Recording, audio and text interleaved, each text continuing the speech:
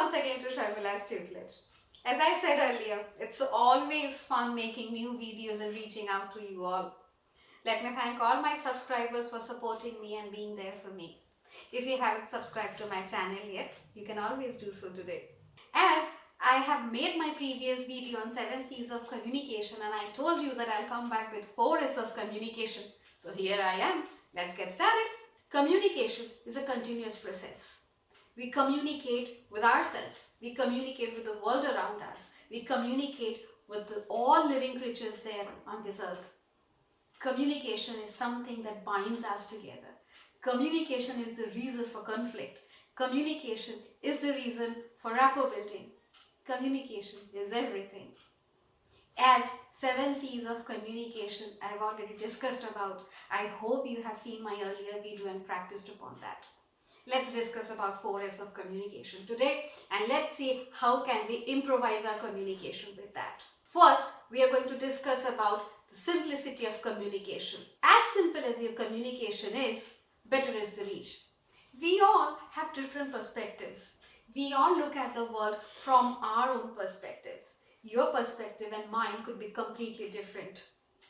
I cannot tell you that the way I am communicating, the way through my perspective, whatever I am communicating is being received by you exactly the same way. If I keep my communication simple, if I keep my message and information as simple as possible, higher is the chance that you receive the information correctly. So the first S talks about simplicity of communication. I may not be interested in receiving a very long message with a lot of information in it. Try to keep your message as short as possible. There must be some communication which has a lot of information in it and you need to give it across. Make sure you cut it in various parts so that each part of your communication bears a short message about the communication. It will help you to reach the audience better. So here comes the second S, which is keeping the communication short. Do you know which is called the strength of a communication? It is the correct emotion. If your communication is attuned with the correct emotion, your communication is very effective. Let me give you an example. Hey, I want to know what? I'm very happy. Hey, I want to know what? I'm very happy. Which one did you like? It's a good news, isn't it? And it was bearing the correct emotion with it. Attuning your communication with the correct emotion is the strength of your communication. Here comes the third S, the strength. Your communication should be with conviction. What I mean is that you should believe in what you're talking about.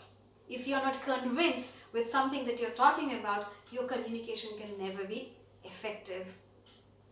I mean, you need to be sincere and your emotions and your communication should be by heart. Here comes the fourth S, sincerity. That is all from my end today. Thank you so much for watching this video. Please do comment how did you like this one. You can also give me some topics which you want me to talk about. I would be more than happy in presenting those. And never know, maybe I take your name in the next video. Thank you so much for watching this video today.